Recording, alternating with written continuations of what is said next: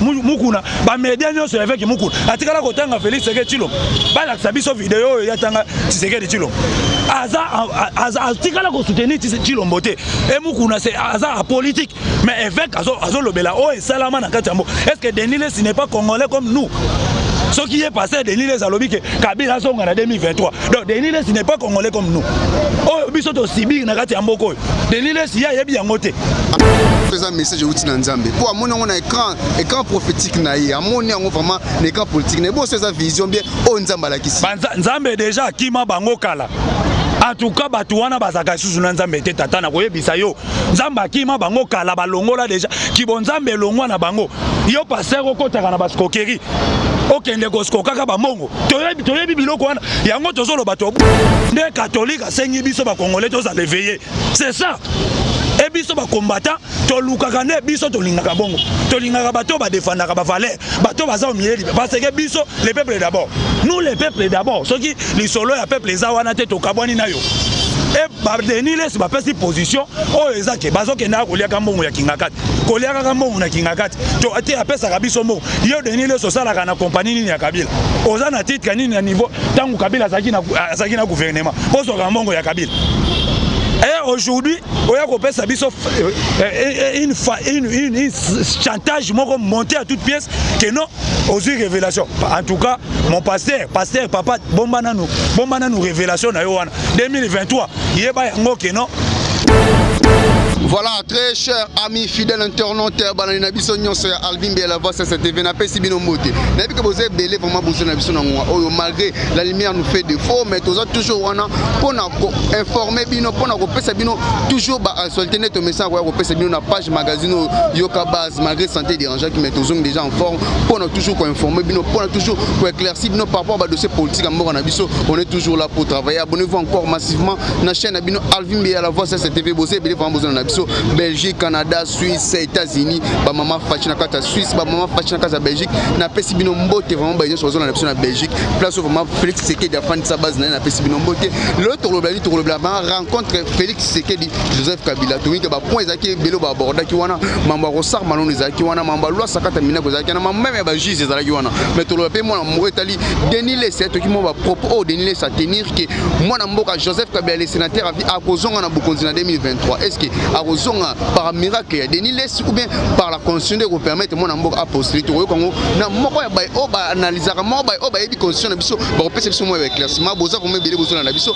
bo s'abonner encore massivement to za pété ko le la cérémonie le kay lobi ana 10e ri ya bay nyoso ba kufa pona ko luka boza pouvoir au moins na moko Félix Antoine Tshisekedi azui autori ki ya osane ka 5 ans selo Denis Less pour na 2023 Joseph Kabila a rozonga na pouvoir to ko le blanco na ndeko junior o bolanda pe bo super na minute tozane malgré la lumière nous fait défaut malgré santé aux dérangés mais tu es toujours pour nous informer bino bolanda pour s'abonner encore massivement à la chaîne bino numéro yoka base on a s'il y a des questions bah rappelle la bino et ça c'est toujours bien pour te conseiller au travail au lengue singeli moi mboka bonsoir ndeko na un mot gentil na banso bazolanda en tout cas mote na bandeko na biso bonsoir ou bonjour ne sikanya so bolanda biso na la voix céleste TV ngai ya bino junior Belami oto yaka ko kabola ko sala banalise politique makambo ndenge mboka ezotambola ndenge nini to komi wapi ndenge balobaka donc to pesi bino mbote mingi nzamba pambola bino nzamba pambola bisika bozali merci beaucoup moi na mboka junior mais to banana rencontre Joseph Kabila na mona mboka le président de la République Félix Antoine Tshisekedi Tshilombo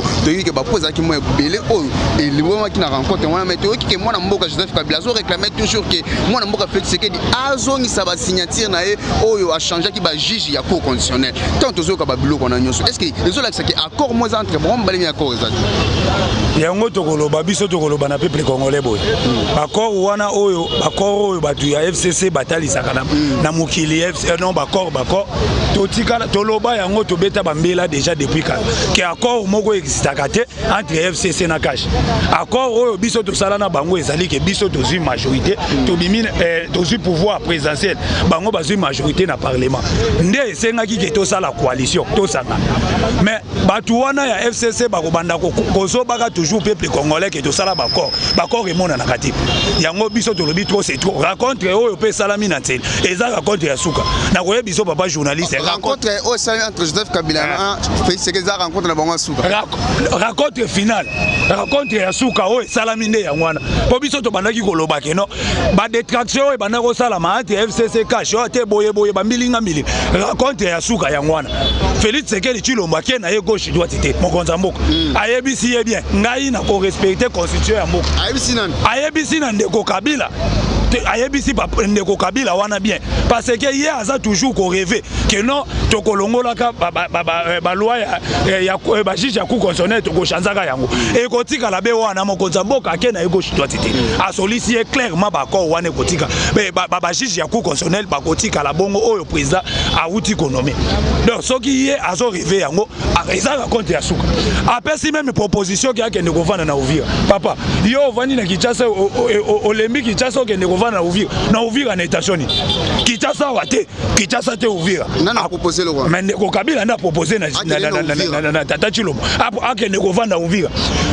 totimbeli ye Uvira pona nini po Uvira eza frontière na Burundi lokola Uvira eza frontière ya Burundi soki kaka pa katisi Burundi mais trop c'est trop tokozala na yao tia kozwaka pepo ake États-Unis parce que kaza na règlement de compte ya ko se rendre là-bas aux États-Unis pas avec nous les Congolais taza na problème les États-Unis d'Amérique ba pesa qui est déjà visa na passeport à matake makamuya o cour constitutionnelle tangu ya chanzaki bazuzi na kata mboka oyo biso ba combattant total tomona alongoli luzolo bambi alongoli ye na cour constitutionnelle a commissaire conseiller na ye azu alongoli ndeko mususu wana oyo alongolaki vundwa alongoli ye na cour constitutionnelle akitisi na cour de cassation wana ezaki violation ya constitution te violation tangu ekomi na tour ya moninga ekomi violation ya constitution trop c'est trop tozo raconte ya suka na koye biso tata journaliste na koloba na peuple congolais wana eza raconte ya suka biso toza lokola ba messager to lokola banganga soki to la rencontre abu pia rencontre ya suka donc gouvernement ilukamba die wana il faut toyeba yango gouvernement ya pepe koloba die to ba dissoudre ngo jusqu'à présent le moment sale maraté ya mwana sikoyo tata Tshilombo mokonzi ya mboka toza na mokonzi ya mboka moko di jamais vu na toza mokonzi ya mboka bongo te na kata mboka na biso tozi mokonzi ya mboka oyo aza patient donc akotala mabebo ya azotala bino akotala mabe même il raconte oyo eza yende ndeko Kabila mutasenga tupi bakuta mokonzi ya mboka a rejeté combien de appels a rejeté combien de messages aboyi kokutana na ye mais bango basali a tout prix mokonzi ya mboka kuta mokonzi ya mboka akei ake kokutana na ye pa ebisi okokende Uvira te oza na visa ya États-Unis passeport bapesaki yo okomema 5 personnes obeye na famille na ye bake États-Unis akotikela biso tous les midi ye ake kuna États-Unis akokende ko se rendre compte kuna na baméricain na makambo ya salaki ya ba nation bespère à Nations Unies ces gens là c'est bazaki ba américain ya zui bango na kasa ya kati mitu politique ya terreur ko kataka batu mitu et inelié akokende ko se justifier là-bas biso ne tokotikala na batu lokola matata ponyo totikala na batu lokola batamwe mwamba totikala na batu lokola balin atundu bango nyonso bazana na règlement de compte à rendre na peuple congolais babiso oyo tokozwaka bango justice soki makala etondi tobongisi déjà Luzumu bakokende kotonda lisusu na prison Luzumu bakokende kotonda kuna entre temps yosolo ba awa mwana mboka Félix Tshisekedi bakutani na Joseph Kabila pona mbala suka mwana mboka Félix Tshisekedi ayebisi ke bakor wana eosimba te po ya ko respecter constitution mais tozomona pe ba prophète basala nzambe avant to kotela no ba homme politique po to mona ba discours sala mebele même na basala nzambe oyo zolo ba ake mwana mboka déjà zui visa na ye na famille bakokende États-Unis mais to mona prophète moko abima lobiki na 2023 Joseph Kabila président de la République en tout cas pona bien le prophète Denis Lessi en tout cas ndeko na ngai pona déranger na ba congolais te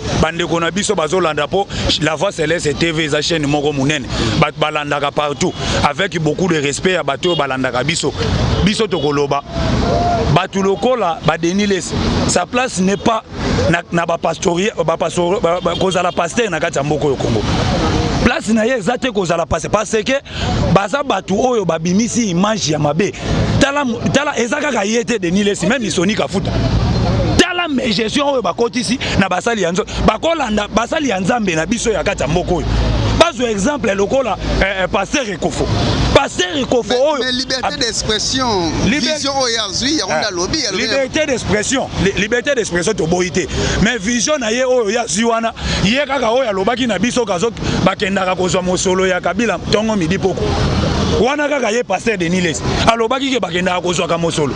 Est-ce que Félix Tshisekedi Tshilombo depuis akomi mokonzi ya mboka déjà yambi ba pasteur nini apesaka ba enveloppe tongo midi poko ozomona mabe ya ba pasteur na biso tofingi basala nzambe te mais toza ko recadrer bango même pasteur na biso eveki mukuna aloba yango ke non na totengamaki muke mais nazongi na nzela mais na tokomi kobundela mboka état de droit wana obi pasteur mukuna po azo soutenir mwana mboka Félix Tshisekedi so moni mutu azo soutenir mwana mboka koyebisa yo tata pasteur mukuna tikala ko soutenir Félix Tshisekedi Tshilombo te azo soutenir Congo azo telemela nde makambo injustice ekotaki impunité na kati ya mboka impunité na kati ya mboka mukuna yekolo mukuna ba media nyonso avec mukuna atikala kotanga Félix Tshisekedi Tshilombo balakisa biso video oyo yatanga Tshisekedi Tshilombo aza atikala ko soutenir Tshilombo te et mukuna c'est aza politique mais évêque azo lobela o esalama na kati ya mboka. Est-ce que Denis Les n'est pas congolais comme nous? Ce qui est passé, Denis Les a lobby que Kabila sont en 2023. Donc Denis Les n'est pas congolais comme nous. Oh, bisoto Sibir na kati ya mboko. Denis Les ya yebi yangote. Alors so eza message outi na Nzambe. Pour amoni on a écran prophétique na ye. Amoni yango vraiment l'écran politique. Ne bo so eza vision bien o Nzamba la kisi. Nzambe déjà kima bango kala. En tout cas batu wana bazaka susu na Nzambe te tata na koyebisa yo. Nzambe akima bango kala balongola déjà. Kibo Nzambe longwa na bango. Yo passer okotaka na baskokeri. Okende koskokaka ba mongo. Toyebi biloko wana. Yango tozolo bato boyi pona ko sala ba chantage to ko manquer respect na ba passer na biso. Tozana ba passer minene na mboka o lokola passer Ekofo. Tuna ngai question ya passer Ekofo. Tuna ngai ba passer minene ya batu wana. Otuninga banganga Nzambe lokola ba cardinal Mosengo. Nde to kosolo na yo. Okolanda lokola ba shole ya beshole. Oyo bazo réveiller conscience ya population. Okoyoka bato ba pasteur nde bangwana baza église au milieu des villages bazo tala baza au côté du peuple place au peuple bazo souffrir nde bango bazo défendre okoyoka show la lobby bino ba parlementaire ba député ba sénateur bo voter ba loi d'intérêt ya peuple soki bolongoli ba intérêt ya peuple na kati ba voix ba loi na bino na parlement nde catholique asengi biso ba congolais tous à l'éveiller c'est ça. Et biso ba combattant to lukaka ne biso to lingaka bongo to lingaka bato ba défendaka ba valeur bato baza au milieu parce que biso les peuples d'abord nous les peuples d'abord ceux qui les solo ya peuple za wana te to kabwani na yo et ba Denis Les ba pesi position o ezake bazo kenda ko liaka mbongo ya kingakati ko liaka mbongo na kingakati to ate apesa kabiso mbongo yo Denis Les osala kana compagnie nini ya Kabila oza na titre nini na niveau tangu Kabila azaki na gouvernement poso ka mbongo ya Kabila. Et aujourd'hui, on a coupé sa biso une chantage monté à toute pièce que non aux révélations. En tout cas, mon pasteur papa bombana nous révélation na yoana 2023. Il est pas yango que non. L'IDPS sera au pouvoir. Wana na koyebisa bino pona rassurer bino. IDPS sera là. IDPS a su pouvoir na Congo pona 5 ans, pona 3 ans. Wana bobosa na yango biso tozoloba nous sommes des gangueurs tant to pesa un message au mbela o toyebi pourquoi tozolo mbele pesa marapamba te na partager vie wana na yo kota ndeko Denis Les si peut-être sa vision to tient non pandi to parce que ministre d'état en fonction en mission de service à qui a lobby que bazo bongisa pour mwana mboka Joseph Kabila ou bien PPRD ils ont le pouvoir en 2023 tant ba blo nous sont les salima tout le monde ba l'extambo mamba na Sénat ba le réclamer que faut moi qu'est-ce moi salima déjà pour ko bon mbongo pour l'élection 2023 tout le monde ba ngoika sanji ba ko proposer ba loi ma boye sali que biso to voter sous président de la République te ba ngomba voter président de la République tant nous sont les salima ils ont accès na carte moi za na moi j'ai moi ba signature moi salima na poi na 2023 peut-être FCC récupérer pouvoir est-ce que ça pamba o ba blo nous sont les salima Quand il y a FCC pardon, Fonds commun contre le Congo, ngana mesana ko benga yango bongo. Bazo sala tous les cas na bango eza pona ko faire échouer chef de l'État. Oh tout bazo sala wana eza distraction. Eza distraction, pirement distraction. Ces gens-là bazali na kati ya pouvoir ba diriger pendant 18 ans au pouvoir. Kozwana nous arrivé à AFDEL 97. Bango nde ba diriger ti 18 ans. Bo sala le côté.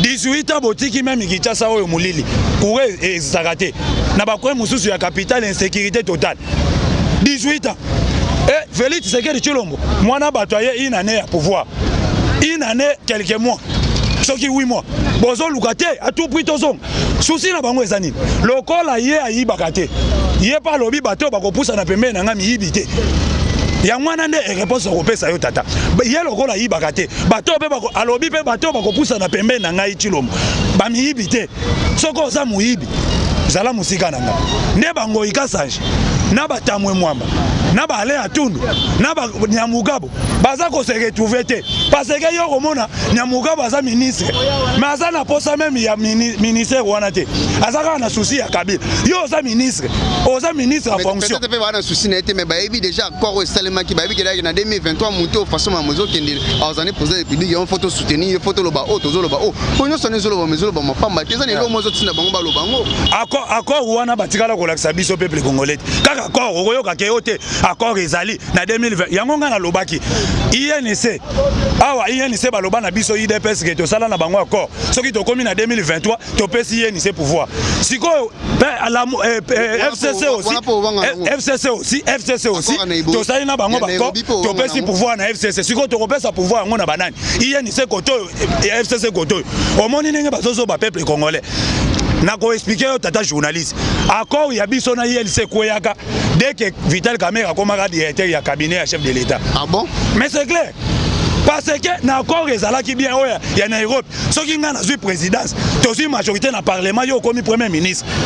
Mais majorité ke na FCC yo il fallait vendre te na diembela na directeur ya cabinet obomi accord wana en tout cas même INC bayebi yango soki lelo cache komi plateforme politique yeba yango bako soutenir mutu moko Félix Sekeli Tshilombo bazana mutu musu bako soutenir te wana na kokosa yo te côté FCC accord on a expliqué yo aw biso tozi to gagner na présidence bango bazui majorité na parlement bazui majorité parlementaire absolue Sénat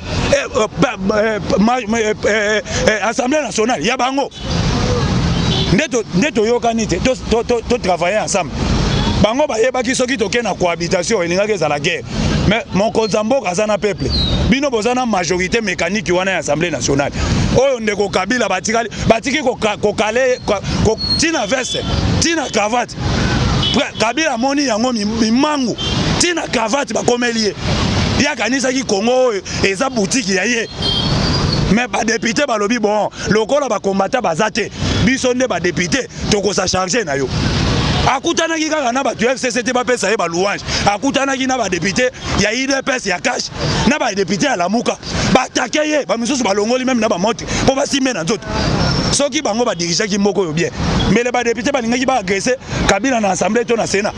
Voilà mes gestions na bango so mona na même ba député balingi bango lisusu te mokomona batu wana tout prix baluki pouvoir pour le pouvoir sans rien faire donc pouvoir pas pour le peuple pouvoir na bango eza pour l'intérêt ya peuple te mais pouvoir na bango eza kaka pour le pouvoir donc bazwa kaka pouvoir po babanda ko kabola ka gâteau tata journaliste bakabola beefsteak oyo apesi ya te oyo koto azwi ministère oyo azwi boy tolembi yango pouvoir wana ya pouvoir pour le pouvoir yango ndeko Kabila première son na ye na Assemblée nationale akotikalaka konyata lisusu makolo kuna te po bayebisaki ye sénateur à vie eza titre honorifique okokende kosiéger te ya lobi te nakende kosala renfort nakende ko renforcer tamwe manage anini mabutu akutanaki na bakombata kuna mais les mêmes députés ozolobela wana bino moko bolobaki bazala na ndeko Kabila comment bakesi komenasi ndeko Kabila nani azalaka na ndeko Kabila mais ba député bosoloba ya Lamuka wana bolobaki bazalaka na ndeko Kabila uti kolobongo te ba député ya Lamuka na ba député ya cash baza ba député congolais baza ba congolais et boya FCC ya FCC baza ba congolais basomba bango cerveau ba cerveau basomba yango na kingakati somba cerveau ya batu wana baza na autorité morale na kashi yo kaka autorité morale tona Lamuka yo kaka autorité morale mais comment baza na autorité morale te donc il y a que morale na bango nyos tant balobi ke toza na autorité morale que veut dire autorité morale donc morale ya batu wana nyos ezalaka kuna na kingakati ndoko yo ka ale atundu oyo toyebi tata wana depuis Mobutu biso tobotami nanu te bazala ba politicien biso oyo tobota batata na biso ba combattant batata batiki même ki combattant ki politique biso bana tozui relève ale atundu azalaka kaka donc azoluka tout prix azonga lisusu papa tolembi batu wana yango tolobi Kabila tango akutani na Fachi Beton na tele ezalaki gauche droite te tata ngai na ko atuka bako bimiselanga bako Kabila tikali ko bimisa ko te na tele bimiselanga ko Fachi Beto alobi na ye bimisa accord oyo toyoka entre Joseph Kabila Félix Tshisekedi zéro accord. En tout cas tokoyebisa na bandeko ya FCC boyoka Denis Gambai mbela ya Denis Gambai aza ya bino ya PPRD malobini alobi l'IDPS wana eza parti le plus puissant na Congo wana beni bango kaka matoi que l'IDPS wana eza parti le plus puissant biso nyonso tobimela na IDPS wana la maison mère biso tosali awa lobi awa ba martyr ya Congo oyo batangisi makila na kati ya parti tosali est-ce que parti nini na kati ya Congo esali déjà ba organisation biso IDPS tosala parti nini oyo ba organisation eza mabete mais justice pe face à musana on peut te mona ba kotumama na kati ya parti mais IDPS besoin na pouvoir ba luke to poursuivre ata ba dossier on sona te ba neko aussi ba kufa ba te eska pangana ba kenda mais ata ba poursuivre judiciairement te salemi toko kende malembe quand toko kende dans 5 ans toko kende malembe tata journaliste na koyebisa yo lelo Union européenne yo landi biso tolobaka kaka Congolais aza patiente Congolais azaka mutema moto mais moto tokende malembe lelo oyo rapport ya Union européenne oyo bapesi pona ba sanction ya ba politicien congolaise oyo basali ba grave na Congo bango bakanisaki bako enlever dès que Félix to solo na ye bako enlever biso ba sanction ya Union européenne ba mamiki bango lisusu ba sanction Parlement européen lobby même baba please. Et voilà la conséquence de Yabatouane. Donc ils ont fait du mal aux Congolais. Ils ont versé des larmes. Batangisi makila ba Congolais. Donc coûte que coûte bako zalaka sanctionné bako kotaka prison. Affaire ya ba coalition FCC cash. Bientôt là ça va finir. Bientôt là ayez votre apaisement. Bientôt là histoire à FCC cash aussi là. Et quand ça va finir en tout cas na koye biso ba kasi ki FCC. Babandi ko yunga na ba ambassade té. Wana ki tenge yeso. Tozo la yango bazo yunga na ba ambassade. Matin, midi, soir, l'ambassade, bazo yunga. Bazo kene ko lukagani na l'ambassade. Soki bino boza bat malamu na kati ya Congo. Bozo lukani na l'ambassade. Biso soki toye na toye ko partager na bandeko politique. Tozo ngaka manda kutolali ampe. Ngana tangisa makila ya mutute na kati ya mboka oyo. Na ibe loko ya mutute. Tozo maboko pembe. Bino boza na mabe. Yango bozo yunga na kana l'ambassade ko kene ko tambolaka. Oyo ambassade ya Tanzanie, ambassade ya Burundi. Boko ba Burundi. Boko ba Tanzanie. Vous allez payer ça petit à petit. Nous allons petit à petit mais ça fait aussi débat. Plusieurs directeurs généraux, il y a des entreprises, il y a l'État, la plupart na bango ba liberté pour ça. Pourquoi pas justice na biso et le cœur na ba dossier na bango na suka base la peine interpellé ba kanga mwa mona mboka Vital Kamerhe. Patient Saïba, il a coopéré avec la justice. Moi je te dis, la justice ils sont coopérés parce que Patient Saïba on a zanan. Azaka mutu oyo bachaki kaka lokola moi mayonnette likolo. Na se a Patient Saïba ezanani. Ne Kabila te. Il faut to lo bayango. Patient Saïba za mutu ba utiliser kaka ko utiliser. Patient Saïba, tant qu'on moni a 5 même sécurité na ye. C'est que maintenant c'est comme ya na kotoni. Yo moni cash. To IDPS c'est que menacer Patient Saïba na ndakuna ye. Pona kolukani. Biso IDPS toza na problème na Patient Saïba. C'est ces gens là du FCC. Ba yebi que Patient Saïba za na ba révélation et belé wa kobimisa. Nanu kute silité. Bozo so mosolo ya l'état ya mboka ya Congo, bozo tindaka na Tanzanie. Et que ndeko futaka ba soda militaire na Tanzanie. Biso wa toza na ba militaire te. Toza na ba policier te. Patient Saïba a des vérités à relever. Oyeloko o ezangaki na ndeko Tata Kamerhe ya ngwana. Soki Tata Kamerhe a coopéré ki na justice, mais le pire ngaki yate. Mais bango balingi ko coopérer na justice. Bato wana bazaki si que Félix Tshisekedi Tshilombo to kolongola e kalate. Kalate azokota kalate. Bazo lukela mutuna liwa même mabele. Kakokota na e mabele. Mais mutango akoti mabele te. Akoti mabele te nzamba azosunga azaka ka béton et ça toujours azana biso. Mais na mona azo bétonner il y a Patient Saïba tandis que ba directeur général belé baleki wana bazo ba liberté provisoire. Ndeti Ariaf Moulak. Yep de Kalate bazo lancer le sous deuxième. Kalate zo landaye. Deuxième mandat ezokene. Deuxième mandat ezokene. IGF on azo yebisa yo IGF a outi ko détecter même problème ya balkanisation. Oh ne komatata pona tchela biso balkanisation. Muyibi organisé, vol organisé. Chers Congolais, donc moka oyo bito tikalaki en tout cas to koyebisa ba Congolais batikalaki na chance moko de combattre de l'IDPS. Ba Congolais batikalaki na chance moko de combattre de l'IDPS. Donc ce sont des gens oyo biso ba oyo tozo bundaka ka liti impunité. Il y a impunité donc na ko tikalaka même boy. Na vandi na ngabo tozo bundela nde mboke zonga na nzela.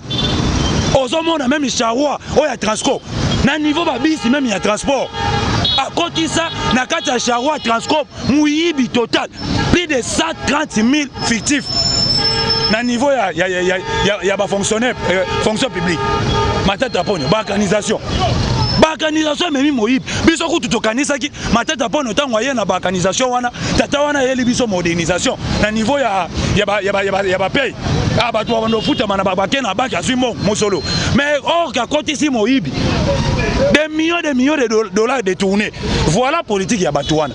Mais tous ces gens là basés sur une place au moment mongo wapi okuna na mabele soko kuni na mabele ndeti mende bakokende kotima la ngonda sankuru na ba villageois soko ke kunda mo conseil to kopesa bango ko bomba mongo wapi soko bombi na mundiala kangi kuna ine ko paye kuna lobi tozo kanga sanction oko bomba mongo wapi koto soko tembongo na banki ya Congo IGF alandeli donc basuki batuwa yango moni bakomi na politique kaka non Kabila Kozong 2023 Kabila Kozong.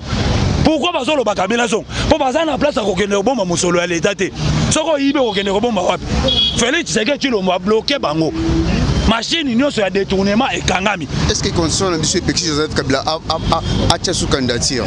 Constitution na biso ya mboka est-ce que Pekisi constitution ya biso ya mboka et ce que Pekisi ndeko Kabila a posé candidature. Mais constitution lobi ke oza sénateur à vie. Donc elingi koloba nini sénateur à vie. Eza titre honorifique okotikala ka kozonga lisusu te na tete ya mboka. Tu es le sénateur à vie, au Koufaka sénateur. Yango oyoki André, professeur André. Joseph Kabila Kozong en 2023. Quel article ya constitution européenne? Article 120 et kangi makambo wana nyonso non? Article 120 et 220 pardon ya constitution. Papa, constitution eza kaka na ndaku ya le atundu te. Constitution eza na ndaku na ba téléphone ya congolais nyonso. Papa, congolais nyonso eza na constitution ya moka. Eza kaka na ndaku ya le atundu te, eza na ndaku ya Lambert Mende te, eza na ndaku ya Nemi Moulana te. Constitution eza même na ba téléphone na biso tozo tambola nango. Akozonga ka na titre nini? Il est sénateur à vie. Tata Kabila pas zonga na pouvoir. Professeur André Mbata Lobiang. Il faut kufa. Soka kufi akoti mabela poli. Tango ko Polande a sekui ndaye ko poser candidature. Merci beaucoup moi Namboka Junior, je pense que toujours qui est déjà vers la fin émission d'émission. Mais tout me rappelle le blanc que tout ça déjà en 2021, tout ça déjà en 2020, escalaté 2021. Chance ni européen ça moi Namboka fait ça toi tu sais que kilo popo. Mon réseau qui le peuple d'abord depuis te banda ozela. Slogan, ezaka slogan nan et c'est réalisé par le langue tout ça malgré tout mon gratuit d'enseignement, tout mon banzela pour ça mais peuple a souffrir makasi dollars za likolo, dollar ekiti mais jusqu'à présent dollar za na 20. Chance ni européen ça moi Namboka fait ça toi tu sais que kilo. Dollar mon konzi politique mon konza mboka zobeta. Eleki même eleki ba makamba ba dollar o. Eleki nyonso politique azo sala. Mboka na biso ekotaki tellement na libulu. Mokonza mboka nenga za azosala nanu makamba minene. Ndo zoyoka ba rapport ya ba mapping oyo elelo échauffé. Tribunal oyo ezoya wa tribunal international pour des crimes faits au Congo, des crimes graves. Papa, yo koyebisa biso makamba dola. En tout cas nous les Congolais, ba Congolais baza, ba Congolais kondima mukiete, kondima munene, ndeti ba biso tozana nu patient na ba dollar. Na libumu tokangi nanu. Tokangi nanu tokende nanu. Si ba crime nyonso oyo batu nyonso basali ba impunité na Congo, bakozala traduire en justice. Parce que soki tobeti lisolo ya dollar, to BCC wana eza dirigé par qui? Deo Gassasa Mutombo Kabila c'est munene. Donc tozana bango bazingi biso. Makasa paza wana na ministère, moko wana za IDPS. Ministère agasi ya bandubola, mama wana bandubola, azobunda, il est au four et moulin, mais aza touré avec des qui, bah tu as fait cesser, bakasi qui FCC wana, baza wana pour l'échec des chefs de l'État, bango carte na bango exam, mi balé mi sa tuté, balingi récite Tshisekedi, okoyoka ministre, yo aucun ministre aussi fonctionnement à l'État, batindi on a frais de mission à l'État, ok kuna na collège, ok ko ça la campagne électorale, ya kinga